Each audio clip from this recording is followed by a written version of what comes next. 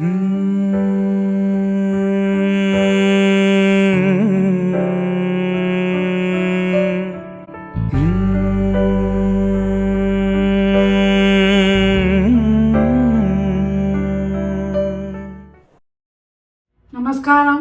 Welcome to Shantha பாட்டி சமையல். இன்றைக்கி ரொம்ப ருச்சியான ஒரு தொகையல் சொல்லி தரப்போகிறேன். எல்லாருக்கும் பிடிக்கும், ரொம்ப ஈஸி. இன்றைக்கி கொத்தமல்லி தொகையல் எப்படி பண்ணுறதுன்னு பார்க்கலாம். குழந்தைகள்லாம் கொத்தமல்லியை தூக்கி ரசத்துலேருந்து குழம்புலேருந்து எடுத்து வச்சிடும். அது நல்ல சத்து இருக்குது. அது எப்படி போகணுன்றது இப்படி நான் சொல்லி காட்டுறேன். சாதத்தை பிசிஞ்சு சுட சுட கொடுத்தீங்கன்னா கமகமான்னு சாப்பிட்டு போயிடும். அந்த மாதிரி பண்ணலாமா? நான் இப்போது ரொம்ப ஃப்ரெஷ்ஷான ஒரு கொத்தமல்லி கட்டு வாங்கி வந்திருக்கேன். கொத்தமல்லி கட்டில் இலையை மட்டும் நீங்கள் எடுக்கக்கூடாது, அதில் இருக்கிற காம்பு கூட எடுத்துக்கலாம். வேற கிள்ளிடணும். அதில் மஞ்சளாக ஒரு இலை இருக்கும், பழுப்பு இலை. அந்த பழுப்பு இலையை எடுத்து போட்டுடணும். அது நல்லா இருக்காது. இன்னொரு எடுத்துட்டு காம்போடு இருக்கிறதுனால மிக்சியில் கொள்ளாது. அதனால் நல்லா கீரை மாதிரி கட் பண்ணி நல்லா 4 தரம் அலசிடணும். ஏன் அலசணும்? மண் இருக்கும் அதில், வேர் இருந்ததில் நல்லா மண் இருக்கும், கருப்பு கருப்பாக இதான் இருக்கும். எல்லாத்தையும் எடுத்து ஆஞ்சு வடிகட்டியில் விட்டு வச்சிடணும். அது மாதிரி இங்கே அலசி கட் பண்ணி வச்சுருக்கேன் பாருங்க.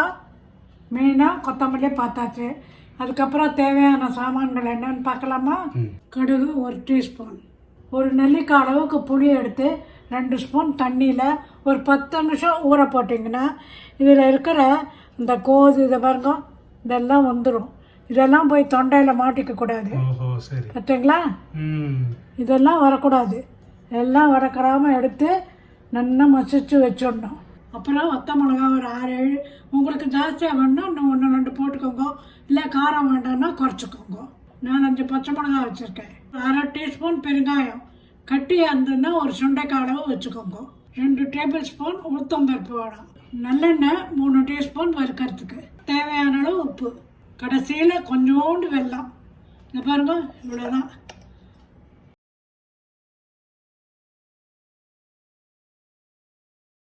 இப்போ எண்ணெய் காஞ்சு போச்சு. 1 டீஸ்பூன் கடுகு போட்டு நல்லா பொரியணும்.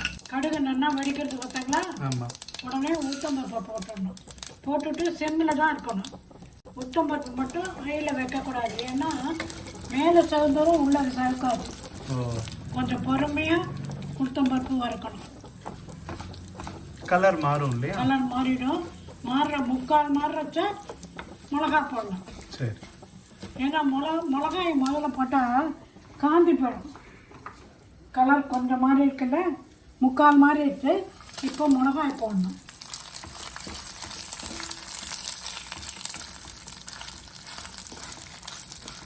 இப்போ பச்சை மிளகாயே போட்டுடலாம்.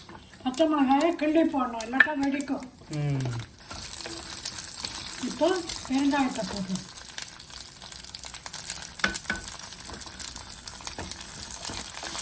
ஆஃப் பண்ணிட்டேன். அந்த சூட்லேயே இது வெந்தால் போடணும். கலர் போட்டாங்களா? பொன் கலராக இருக்குது பாருங்க. தட்டில் கொட்டி நல்லா ரூம் டெம்பரேச்சர் வரணும். நல்லா ஆறினோன்னா மிக்சியில் போட்டு அரைச்சி விடலாம். இப்போது இந்த பாருங்க, புளியை எப்படி கரைச்சி நீட்டாக வச்சுருக்கேன் பாருங்க. பார்த்தீங்களா? இந்த கோதெல்லாம் இருக்குது பார்த்தீங்களா? இது அதெல்லாம் எடுத்துடணும். அதெல்லாம் தொண்டையில் மாட்டிக்கும். இந்த வழித்து மிக்சியில் போட்டுருங்க. போட்டுட்டு இந்த உப்பு, தேவையான உப்பையும் போட்டுடுங்க. முதல்ல இந்த மிளகாய் எல்லாம் போட்டுடணும், ஏன்னா மிளகா அரைப்படாது. பெருசு சைஸில்.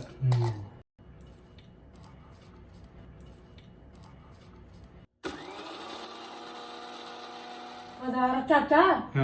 மொத்தமாக கொத்தமல்லியை போட்டுறக்கூடாது, கொஞ்சம் கொஞ்சமாக போடணும். ஏன் எப்படி? ஏன்னா அரைப்படாது,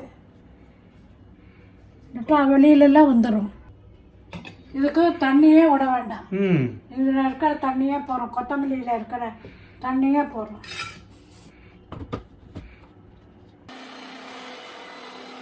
இன்னும் கொஞ்சம் போடுறேன் பார்த்தீங்களா? மொத்தமாக போட்டால் அரைப்படாது.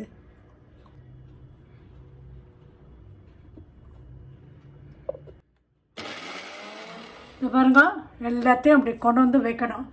மிச்ச கொத்தமல்லியை அதில் மிக்சியில் போட்டு ஃபைனலாக அரைக்கணும். இதை பாருங்க, அந்த காம்பெல்லாம் ரொம்ப நல்லா இருக்கும். வேஸ்ட் பண்ணக்கூடாது. வேஸ்ட் பண்ணாதவங்க காம்போட போடுங்க. இதை பார்த்தாங்களா, எல்லா கொத்தமல்லியும் அரைஞ்சு போச்சு.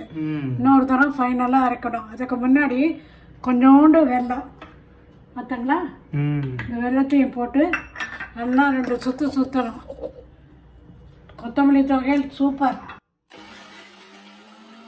திறந்து பார்க்கலாமா? சூப்பராக இருக்கு. சூப்பர். நல்லா ஃபஸ்ட் கிளாஸ் கொத்தமல்லி தொகையில் ரெடியாக எடுத்து ஒரு உண்டை சாதத்தை எடுத்து பிசிஞ்சு தரேன். சாப்பிட்றியா? கொஞ்சம் நல்லெண்ணெய் விடணும். ஒரு 1/2 டீஸ்பூன் நெய்.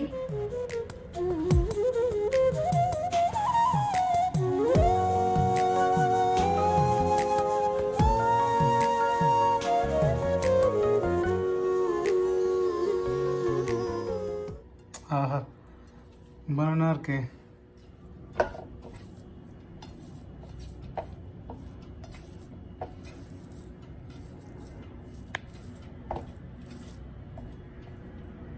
இந்த காலத்தில் எங்கள் பாட்டி இந்த மாதிரி தான் இந்த இடுப்பு சட்டியில் வச்சுருக்கோம். அதில் சாத்தை போட்டு எண்ணெயை குத்தி நெய்யை குத்தி கொடுத்தா ஆஹா தேவாமிரதமாக இருக்கும். இந்த பாரு செவன், ஒரு உண்டை சாப்பிட்டு பாரு.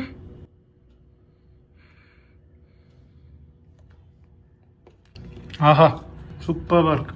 எல்லாம் அந்த ஃப்ளேவர் எல்லாம் பச்சை மிளகா, வத்த மிளகா, பெருங்காயம், கொத்தமல்லி, உப்பு எல்லாமே ரொம்ப அழகாக பிளெண்ட் ஆகிருக்கு. சூப்பராக இருக்கு. பா, சூப்பராக கொத்தமல்லி தொகையில் சாப்பிட்டோமா? செவன், சூப்பராக ஒரு பாட்டு பாடு.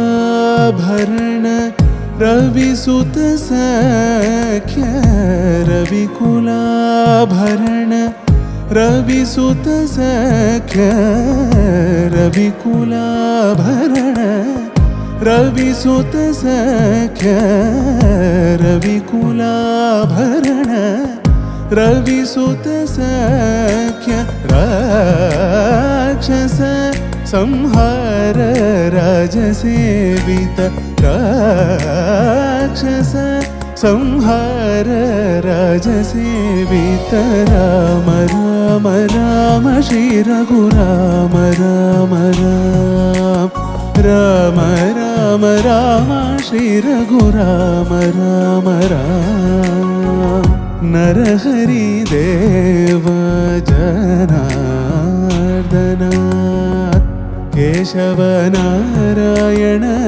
कनकाभरधारी राम राम राम श्री रघुराम राम राम राम राम राम श्री रघुराम राम राम राम राम राम राम राम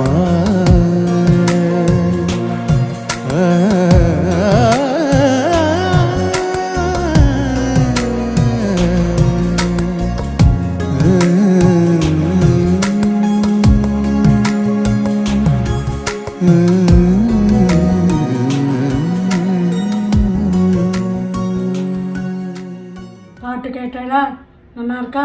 அந்த ரெசிபியோட இம்பார்ட்டன்ட் டிப்ஸ் என்னன்னு தெரியுமா? துளி வெல்லம் அதை போடணும். கொத்தமல்லி பிரமாதமாக இருக்கும். 2 உளுத்தம்பருப்பு, கடுகு, மிளகா, பெருங்காயம், பச்சை மிளகாய், இவ்வளோதான். சூப்பராக இருக்கும். சுட சுட சாதத்தில் நெய் எண்ணெய் விட்டு சாப்பிட்டா இன்னும் கொண்டான்னு கேட்கும். எங்கள் பாட்டி கையில் கொடுப்பா. அதை சாப்பிட்டு நாங்கள் ஜாலியாக விளையாடின்னு இருப்போம். இந்த கொத்தமல்லி துவையலுக்கு தண்ணியே விடக்கூடாது. நல்லா அலசி 3 தரம் அலசணும். மண் நிறையா இருக்கும், பழுப்பு இருக்கக்கூடாது. அவ்வளோதான், வேறு ஒன்றுமே இல்லை. இதில் தண்ணி விடாமல் இருந்தால் ஃப்ரிட்ஜில் நல்லா டைட்டாக மூடி ஃப்ரிட்ஜில் வச்சா 4 நாள் சாப்பிட்லாம். இட்லி, தோசை, பொங்கல் எல்லாத்துக்கும் இதை அப்படியே தயிரில் குத்தி பச்சடி மாதிரி கூட பண்ணி சாப்பிட்லாம். சூப்பராக இருக்கும். இது ஈஸியாக பண்ணிடலாம். கொத்தமல்லி கிடைக்கிறதுனால நல்லா பண்ணிவிடுங்க. எனக்கு சப்ஸ்கிரைப் பண்ணுங்க. நன்றி, வணக்கம்.